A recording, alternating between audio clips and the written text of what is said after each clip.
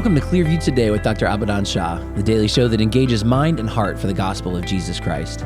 I'm Ryan Hill. I'm John Galantis. And you can find us online at clearviewtodayshow.com. If you have any questions for Dr. Shah or suggestions for new topics, write in and let us know at 252-582-5028, or you can email us at contact@clearviewtodayshow.com. That's right. And you guys can help us keep the conversation going by supporting the show. You can share it online with your friends and your family. Leave us a good 5-star review on iTunes or Spotify, anywhere you get your podcasting content from. We're going to leave a couple of links in the description of this show. And of course, today is April 17th. You know what that means. Our date the word is coming from 2 Timothy 4:17. It says this, it says, "But the Lord stood with me and strengthened me, so that the message might be preached fully through me, and that all the Gentiles might hear. And I was delivered out of the mouth of the lion." I love this letter of encouragement to Timothy from Paul, and he's reminding him that though he's suffered, though he's gone through the unthinkable at this point, that God was with him every step of the way. That's right. And what an encouragement to Timothy, who maybe was not in the mouth of a lion, but in leading a church and dealing with people, maybe he felt like he was in the mouth of a lion at times.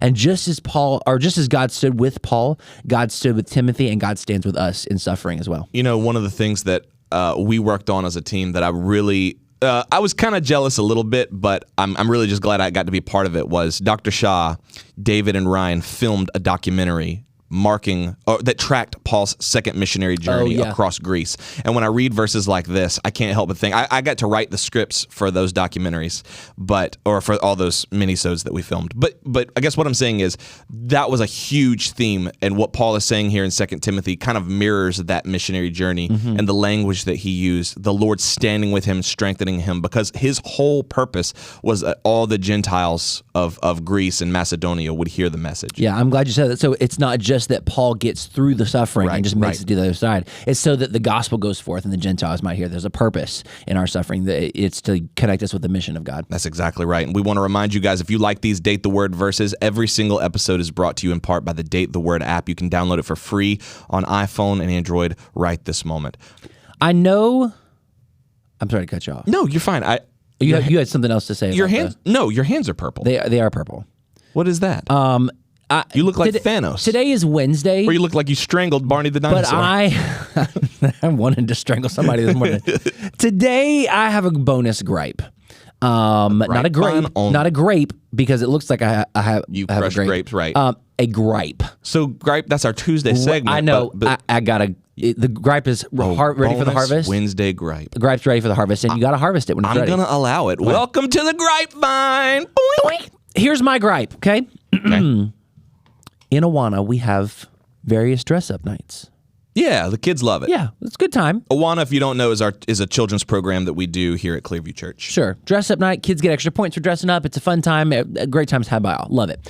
Well, coming up, at the time of this recording, it was last week, but Wednesday was tie-dye night. Yes. Okay. So for those of you who've never done tie-dye, it's a simple process, but it's sort of time consuming. So you have the tie-dye, you kind of bunch the shirt up in different patterns and rubber bands and all kind of stuff, and you use the dye and dye different sections. It is dye. It's fun. We did it as a kid. When I was a kid, yeah, it's fun. So then what you have to do is you have to let the shirt sit overnight, then rinse the shirt, or whatever it is that you're tie-dyeing, rinse the shirt, and then wash the shirt. It's a fun process. The way you entered the studio this morning implied that you did not have fun. So here's the not fun part. Okay. So I have 5 children, plus my wife and I, so that's at least 7 items. Shirts, yeah. Plus we had like 2 pairs of like leggings or sweatpants, 1 hoodie. I mean, there were multiple things that were tie-dyed. Y'all are going all tie-dyed. Right. Whole There were wardrobe. multiple things that were tie-dyed. Great. Okay. Love that. No problem. Wonderful. I had a great time. Elizabeth, when she left, she was like, "Hey, will you make sure that you rinse the tie-dye before you leave?" Sure. And then put it in the washing machine. Absolutely. No problem. I can handle that. I thought, mistakenly, this is on me. It's not on anybody but me. Got you. I thought, we got some a substantial amount of things to wash, but 10, 15 minutes, I can rinse it out and just drop it in the washing machine. Yeah.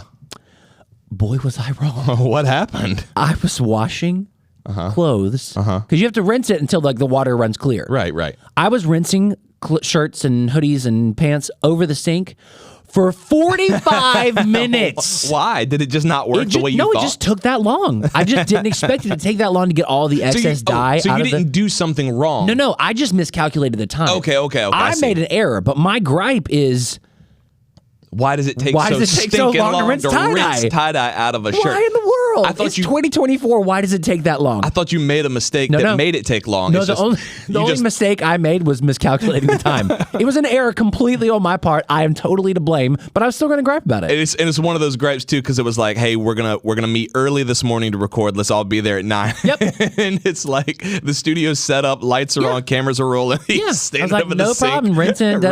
So I'm like, hey Siri, text John Galantis. I'm running late. I'm stuck in tie-dye. Nothing sucks the fun out of tie-dye like really running late and being like, but you're doing it for this really fun thing. So you see your kids and they're all like, woohoo, Dad, I'm wearing a tie-dye shirt and Awana. And they're like, I don't want to see that tie-dye. Yeah, really what it is, I better see that tie-dye shirt for years to come. For years to come, it better be part of your wardrobe. We kind of cheated because Gavin has this Mickey Mouse shirt that's already sort of tie-dye, so I was like, I think it'll work. Yes, perfect. That's great. Yeah. I'll go that route. He loves it too. Or just plan accordingly for the amount of rinsing that you have to do. Otherwise, I also forgot to wear gloves in my haste this morning, so now I just have purple hands. He's got purple. If you're not watching the video show, he's got purple hands. They're purple. Sometimes it happens. Yeah. Gavin's is also kind of funny because it's like definitely too small for him, but it's the only tie-dye shirt he has, and he loves it. So he's just rocking midriff tonight. He's just Coyote Ugly tonight. He'll get extra points. Yeah. Did you think Dr. Shah ever did tie-dye? No, not a chance. You don't think that was a thing in India? Not a chance. Well, maybe. Who knows? Maybe not tie-dye, but I wonder if they dyed clothes. Yeah, well, probably. They had a lot of Western stuff where he was, so maybe they did. Let's ask him. My question is he going to do tie-dye night to night? I don't know. Let's figure it out. We'll see. Write in and let us know your tie-dye experiences or blunders, or if you've ever miscalculated the time for something. I need like some comfort here in knowing that I'm not alone. Oh, yeah. 252-582-5028, or you can visit us online at clearviewtodayshow.com. We'll be back after this. Elizabeth, my darling bride, what would you say is the most beneficial thing you could do for yourself in the morning? Probably drink an entire pot of coffee when sitting. I'd say that's a close second. No, the best thing you can do for yourself is to start every morning with a daily devotional. If only we had one to talk about. Well, as it turns out, we have two. Right now, you can unlock the power of daily inspiration, wisdom, and spiritual growth in our devotional series, 30 Days Through a Crisis and 30 Days to a New Beginning. Written by our pastor, Dr. Abadan Shah, and his wife, Nicole, the 30 Days devotional series is designed to reveal new biblical truths every single day. That's right, and every day is a new revelation to guide you on your Christian journey toward a more meaningful and purposeful life. You can pick up your copy today from our website, that's clearviewbc.org, or you can grab both books on Amazon, Apple Books, and Audible. That's 30 Days Through a Crisis and 30 Days to a New Beginning by Abadan and Nicole Shah. And don't forget, these are only the first two in an expanding devotional series. So keep your eyes peeled for future installments. Thanks for listening. Now let's get back to the show.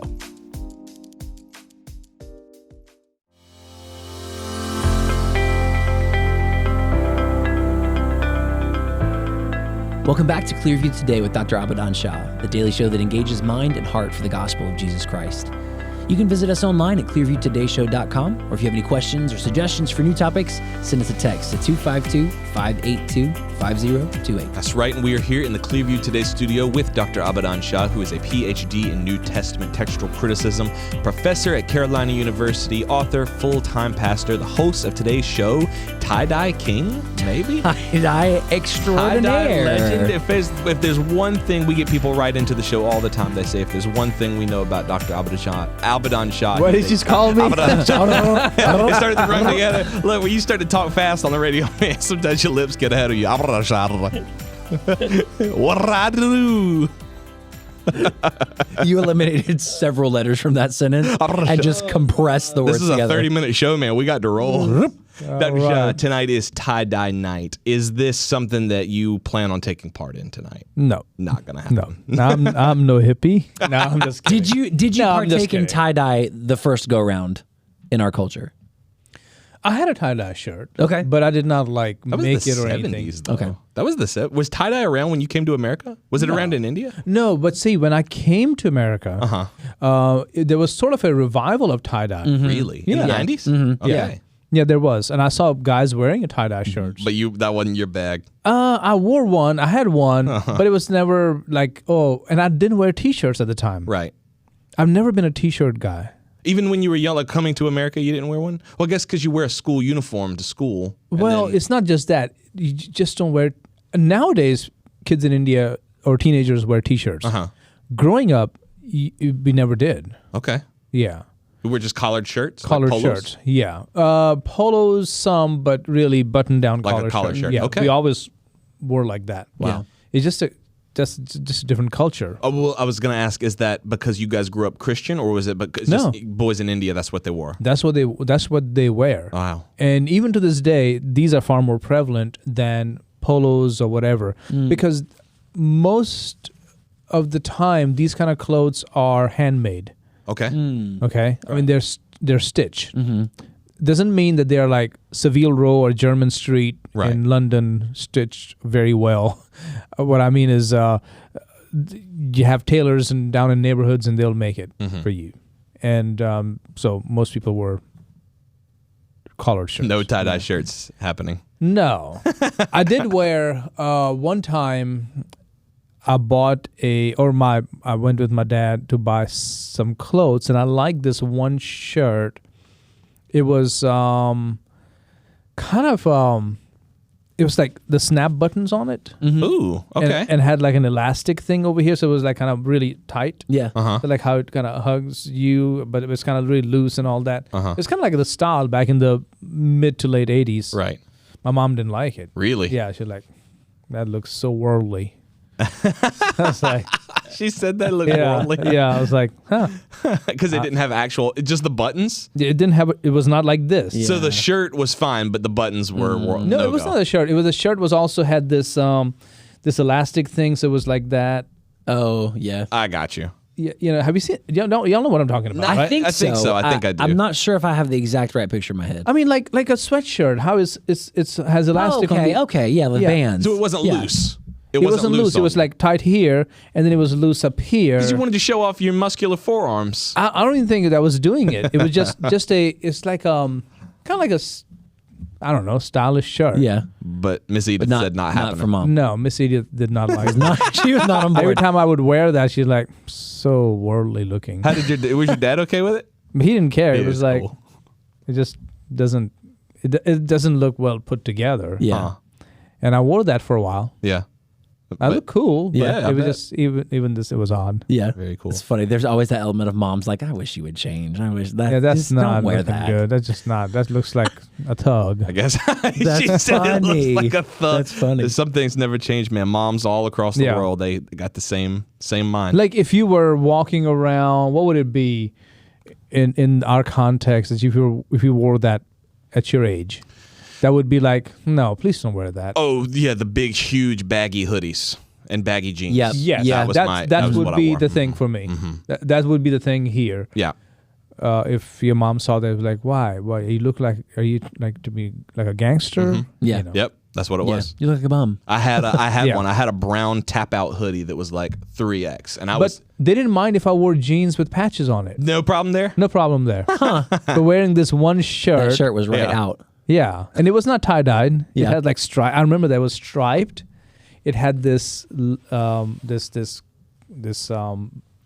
fringe to it, and it had this elastic on the arms and on the waist, but it was worldly. But when they when they looked into the future and they saw you as like a leader and a community leader, Yeah. they didn't see you wearing like a No, striped sweater. they thought this is going to lead me down the wrong path. I'm going to make wrong friends and lose my way. This shirt will be the beginning of the end for you. Beginning of the end for me. Yeah. Wow, Not good. that's pretty funny. Well, you've given people some fashion advice on the show, but we want to give people some literary advice as well. Yes. Today is Dr. Shah's book club. Dr. Shah's book Get club. excited. pull up a Oprah's chair. book club, out of here. Fix Reese yourself- Witherspoon's book club, I got respect for you, but we're not talking Out about of it there. on the show. Fix yourself a hot beverage. Yeah. Pull up a chair. Let me We're get going to mine give right you some here. I got my reading Clearview Today recommendations mug right today. here. See, there you go. Product placement. It's all about branding. Dr. Shah, what is on the bookshelf for us today? Great question. Today's book comes from John C. Maxwell called The 21 Irrefutable Laws of Leadership. Guarantee you John Great Maxwell would wear that striped sweater. Yeah. 100%. You think? Yeah, he probably would. And you guys have read this book, right? Yeah. Yes. Yeah, This yeah. was the first book that we read as a team together. Yes. Yes. So what I mean by that is on the Clearview staff, every month we read a book designed for leadership, or if it takes longer than a month, but we're always reading something to help us foster my leadership. goodness. What happened? David found the shirt. It's No not for real. way. It's not the exact shirt, but it is close enough. How did he find it? There it is. That's what. Oh, okay. That's okay. fine. That's like Saved by the fine. Bell style. Doesn't it seem like somebody who's lost their way It looks like, honestly, it looks like a on the vagrant. path It's of? giving wayward. It's giving. I'm gonna say vagrant. This is insane. This has nothing to do with John. Well, John Maxwell looks like he'd probably wear this. He It looks like something they would wear on Full House or Saved by the Bell. That's this immediately looks what like I thought it was was from. Saved by the this Bell. looks like something Danny Tanner would wear. Yes, or maybe 100% Joey. yes. If we're really Yeah. gonna Yeah. It was split hairs. black, and I mean this is exactly how it was. Exactly. What did you, David? Yeah. What did you get on the mic How for a did you- second? What did you What are type? your search I know terms? we need to talk about John That's Maxwell. hilarious. We need to talk about John Maxwell, but what did you search? Striped elastic arms and waist shirt men. Well, This is it. This is the thing. But this, see this? How nice a gentleman, Yeah. a good Christian boy, Mm-hmm. and then you have this. We're putting this. So if you're just listening on the podcast, you're not going to see the shirt. But if you're watching the video, this is the shirt right here, Yeah. and you can see how vicious and Yeah. deranged this looks. I'll do this for you. If you text into the show, if you're just a listener, if you text into the show Yeah, I'll send- we'll send it to you. 252-582-5028, I'll send you this picture. I'll send you the shirt. All right, now I want to get all Back of us. to John I Maxwell. want to get all of us John this shirt. Maxwell would 100% wear that. I want to get all of us this shirt and just unironically wear it on the podcast. one Let's day. do it. Let's make that our podcast shirt. Every month we'll wear it. That's funny. That's our book My club mom shirt. somewhere in heaven's like, I they knew this- lost I their knew way. this shirt was They not a lost good their choice. way. Still disapproves. No longer a decent Christian boy. Oh, that's funny. Too funny. This book, though, I mean, the 21 Irrefutable Laws of Leadership, I remember us going through this as a team. Yes. And just every single chapter, I mean, obviously there's 21 of them, but every single chapter was just hard-hitting. It's stuff that makes sense as soon as you hear it, but you think it would be common sense, but it's actually, putting it into practice, it requires some finesse. It requires some skill. Yeah. To back up a little bit, John Maxwell is one of my heroes. I think a lot of him. And for first time I heard of him was somewhere in 1997. And I heard about this pastor from Skyline Wesleyan Church in San Diego, I think it is. Yes. Let me think for a moment. Skyline in California, of course, but yeah, San Diego. And that he was leaving the ministry to go into teaching leadership. And I was like, man, what a guy. Why would you do something like this? Why would you walk away from the ministry, and even a successful ministry, a growing church, a booming church, and going into this? And then, so I listened to him here and there, still not quite settled on him. Right. And then later on, I began to listen to his leadership principles, and I realized, oh, okay. And then I also understood that what he's trying to do is he's still trying to share the gospel, but in a whole different way. So he's reaching a segment of society who otherwise would not listen, Right. and he's still making a difference. Now he'll say that in his podcast, in his lecture, in his speeches, whatever, he will say, I'm a person of faith. I believe in Jesus Christ, but maybe you may want to try something else, or you may want to just meditate or something. Now, he gives people that out, Yeah. but he does not shy away from saying this works because I know Christ. Right. Right. So I have respect for him, and of course he wrote this book, and he's written many books. I've also read books by him on prayer. He wrote a book on prayer. Yep. and that was a very good book. He shouted you out on his show Yes. at one time, I believe. Yes, and I he can't did. remember how that came about. I remember I think you set it up? Yep. Or how did that happen? Yeah, so we have a relationship with the John Maxwell Foundation through our leadership initiative that we do here with our students, a certification Church. program right here, that's right. right here at Clearview in North Carolina. But we have a membership to their organization, and through that, you get exclusive access to things. You get kind of sneak peeks, behind the scenes stuff. But there's also an opportunity where you can submit a ministry, or you can submit. It's a word of the day, Right. On his minute with Maxwell. Yeah. Kind of just real brief broadcast. Because of our relationship, because of our subscription, we can submit that word, and it's a shout out to Abadan Shah of Right. Henderson, North Carolina, and we were on minute Yeah. with Maxwell. Yeah. We were on that episode. That's really cool. awesome. And If we people can heard find it. it, I would love Yeah. to link to it. Yeah. that People would be found really it. cool. In fact, I had a gentleman who wanted me to work with him. It's been kind of busy for me, but I'm hoping to reconnect with him. He's a pastor, and he follows John Maxwell as well. And he heard my name mentioned. He's like, "Wow, Yeah. I didn't know there was a person here who is connected to the John Maxwell leadership, the whole organization." Incredible. And so he reached out to me. But anyways, John Maxwell has written many books that I've read. Of course, the one on developing the prayer ministry of the church. It's a different title, but it's sort of that's what it's about. Developing the leader within you. Let's see, how successful people think. Be all you can be. Be a people person. That book helped me a lot. Yeah. Looking at different kinds of people and how you relate to them. Developing the leaders around you. Again, a great book. 21 Irrefutable Laws of Leadership, which we're going to discuss today. 17 Indisputable Laws of Teamwork. I haven't read that book, but it's a really good book. Thinking for a Change. Read Yeah. that book. Good book. I think we read that book We did. together. Yes. Yeah, Yes, that was a we great did. one. Yeah. 25 Ways to Win with People. Winning with People. 360-Degree Leader is a great book. I recommend that wholeheartedly. Leadership Gold. Lessons I've learned from a lifetime of leading. Great book. Everyone Communicates, Few Connect. And this book I bought years ago. It came out in 2010. And I've read most of it. Wow. And it's a great book on communication. And so anyways, there are so many other books that he's written. And one just came out. If I can find the name of that book, it's right here. Change Your World. Change Your World came out right in the middle of the pandemic. Wow. And he was calling people to step up and be the leader you're supposed to be. Be the change agent. Be the one who is courageous. And it was a great, great book. That's awesome. And the one that just came out last year is the 16 Undeniable Laws of Communication. Very cool. And if I'm not wrong, Steve Harvey was connected with him on that project. Really? I may be wrong, but I heard him on the podcast because I listen to his podcast every single week. Right. Which is a great podcast. No, I think that, yeah. What was the name of the book?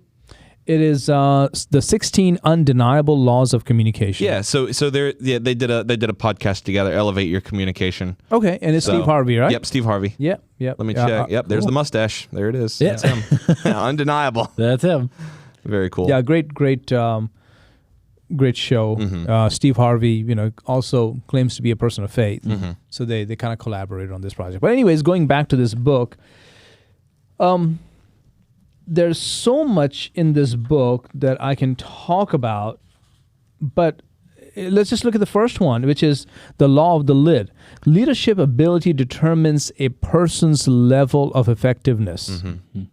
Okay? I think that's something that really helped me a lot, knowing that it doesn't matter how good at a task I am. If you can't lead, you can be effective, but you won't be maximally effective. Yeah. Your ability to lead determines how effective you are. Yeah. I heard a preacher say one time in a message, he said, God did not give him that big church at the time he was really praying for that big church. It didn't happen. And he said this, and I've often quoted him or put it in my words. He said, if I had gotten the church, the one I have right now, back then, I would have brought it down to my size. Yeah. That's true. Yeah. And same thing, Clearview Today, it's a booming, great, big church. But if I had this church 20 years ago, I would have whittled it down to my level. Yeah.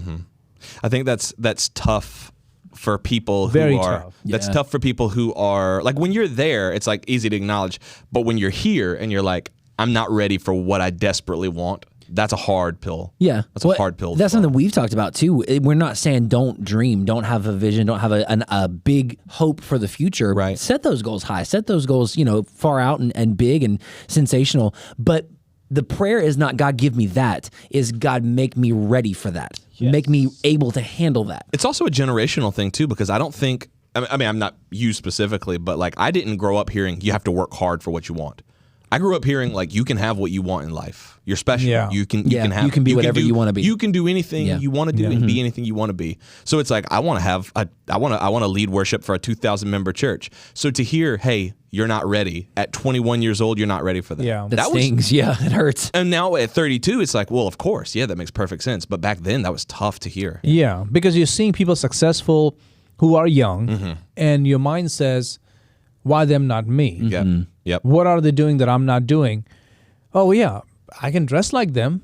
I can act like them. I can talk like them. But what you don't understand is there's so much more to that person than meets the eye. That's right. what you're seeing behind that screen or on TV or whatever. There's so much more about that person. They are a good business manager. Yeah.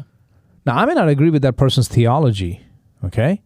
I may not agree with everything on John Maxwell's theology. I'm not looking to him for my theological views. Right. As long as his core views are where they need to be, I'm okay with that. And they are. But you have to really understand that person has become successful because they had other things in place. Of course, God had a plan for them, but they had other things in place. That's exactly right. Business, vision casting, perseverance, hard work, education, the right team. They understood the culture to which they were talking to, the culture in which that church was set. And so when I would look at that, I would go, oh, wait, yeah, now I know why they are doing it and I'm not. I got to get there. What do I need to get there? And then I began to study and research and talk to people and read books and books like this. And began to slowly make a difference. It really helped me a lot when we started doing this stuff, because I would look at some of those people that were in my field and say, okay, like ask that same question. What do I need to do to get there? Yeah. And the answer was never better tech. The Yeah. answer was never better musicianship. Yeah. It was always be a better leader. Yeah. Be a stronger person. Be Well, a better Christian. John Maxwell says it here in this first chapter in a kind of a box. He says, the higher you want to climb, the more you need leadership. The greater the impact you want to make, the greater your influence needs to be. True. That's the law of the lid. Yeah. And Law that, of the lid, I remember. So that is part of the curriculum that we use for our students. And in this 12-week course that we take our leadership students through. And when we get to the law of the lid and I explain it to them, it's like a light bulb goes off. Because, high school students, leadership means a lot of different things to them. And some of them are like really on board with the idea of being a leader, but some of them are like, I don't really even see myself as a leader. Like, I don't understand what I'm doing here. But they hear the law of the lid and they're like, you can't lead an organization or lead people that you're responsible for past where you are. well, And they're like, oh. yeah. So if I want to be a part of something successful, I've got to stretch my capacity as a leader. Yeah. And it's like from there, it just opens the door to so many other conversations. We talked about this a little bit yesterday, but young people's minds are so influenceable Yeah. that when you say stuff like that, like if you were to read that quote to them, the law of the lid, they're everything to a young person is new, and they're like, oh, I never thought about it that way before. And that's how they get sucked into all these TikTok influencers so easily. And Dr. Shah, I think you said it yourself. They put it in such a way that's fresh and new, and it's like, I never thought of it that way before. It must be true. So also with you guys, when you're doing the leadership initiative, going through John Maxwell's program, because they're so influenceable, they're learning real foundational leadership truths. Yeah. And I think the way that this book is written really fosters that for a young person's mind. I mean, I was like, I don't know how old we were. I think I was like 23, 24 when we read this for the first time. And I remember every chapter had that, oh my goodness, that makes sense. Yeah. Here's another chapter, which is chapter number 9, the law of magnetism, which says, who you are is who you attract. Yeah. True. Yeah? Very true. So, of course, I'm from India, living in the southern part of the United States, in North Carolina, in Henderson, which is a black and white community, so very divided. And so, okay, if you go by that, who you are is who you attract. Well, there are not many Indians here. True. So you have to read deeper into that principle. It's not just your outward appearance. It's more about how you think, who you are, what you believe, what you stand for, what your convictions are. That's what is being referred to here, not just what color or what tint is my skin. Right. What is my skin pigmentation, or what is my hairstyle, or how do I dress? Okay, those things may attract people, but they're not going to sustain people in the long run. Right. Do you think it works on the negative side of that as well? Meaning whatever my weaknesses are, if I don't seek and grow out of those weaknesses, I'm going to attract. If you play the victim all the time, you will have victim mindset people around you. Yeah. If you're constantly critical about everything, you just cannot help it but be critical. Now, there are people who are critical, and it's good criticism. It's criticism that helps you. Right. There is criticism that makes you better. There's criticism that challenges you. It's really coaching. Yeah, but then there's also cruel criticism, which is criticism just to be mean. Right. If you're around those kind of people, you'll attract people who are just like you. And they're just cruel in their criticism. They don't care about your growth. They just want to tear you down. That's true. And those are the kind of people you'll attract. So, yeah, the law of magnetism is very important. You have the people around you because that's how you are. That's a good point. Leader or not. It's That's a good point. You look at all the people who may be hindering your ministry. Well, how did they get there? Why are they there? What is it about me that attracted those people in the first place? Look in the mirror. That's a great point. Yeah. Here's one more I want to give to you guys, which will help you go ahead and go right now and buy this book. Which you should. Or download it on Kindle or whatever, which is The Law of Victory, which is number 15. Leaders find a way for the team to win. Okay? Team. So the team concept is very important. John Maxwell says it too, and I don't know if he's saying it because he came up with it or he got it from somebody else, which is, if you want to go fast, go by yourself. If you want to go far, take others with you. True. And this book talks about that. Yeah. That's a great point. That's something that you emphasize a lot here, Dr. Shah, is the team that we work with. When did the team become, I guess, a goal for you? Or when did it become that driving force for you? I would say back in 2009. All right, so just to give you a quick summary of our time here, this has been my first and only church. Came in 1998, became the pastor in 1999. The pastor left to go back home to Georgia to take care of his family, and the church called me to be the pastor. And from 1999 till 2005, we just existed, trying to make changes, but it was very hard to come. And then finally I asked the church, I said, we need to sell this building and move somewhere else so we can grow and we can still reach this community. Whether or not they cared about the community, that's a different issue. I don't think they cared that much, but they were willing to go along with me. I was the longest tenured pastor, maybe behind one or two others. So they were, okay, we'll do it. So they put it on the market. It still didn't sell. It sold in 2007, right before the market crashed. And we moved in 2008, January, into the new building. Which is not this one. It was a Jehovah's Witness building that was rented out to us. We met there and began to change our constitution, our bylaws, all that stuff. And actually, not the constitution bylaw, the core values and mission statement, vision statement, we began to examine that. And then cast the vision for where we're going to be in the next 5 years, 10 years, 15 years, 20 years. 2009, God began to grow the church. It grew immediately. But then a lot of people who came to the front door walked out the back door because they were coming there for the wrong reason. Another church was going through a turmoil, and they came, but then they left. But I got a glimpse of what our church could be at that point. And I began to pray. I said, God, take me to the next level of leadership. And I had learned some other lessons, being creative. How do you publicize things? How do you organize things, organize events, reach the community, all these things. But I knew that it was time to get help. So in 2009 began the process of seeking out somebody to come alongside me. Yeah. So that's when the whole idea of team began. Wow. Yeah. That's And amazing. it was just one person at the time. Yeah. Yeah. But look But- what it's grown into today. Yeah, today we have like 10, 12 people. Yeah. Yeah. Beautiful. God's brought the right people at the right time. That's right. So good. Love this book. Hopefully it was helpful for you guys. If you're looking to pick up a copy, we can leave a link in the description box below. 21 Irrefutable Laws of Leadership. If you find yourself in a leadership position, or if you're thinking about that one day, this is a great resource for you. If you enjoyed today's episode, write in and let us know, 252-582-5028, or you can visit us online at clearviewtodayshow.com. Don't forget you can partner with us financially on that same website. Be a part of what God is doing through the Clearview Today Show to impact the nations with the gospel.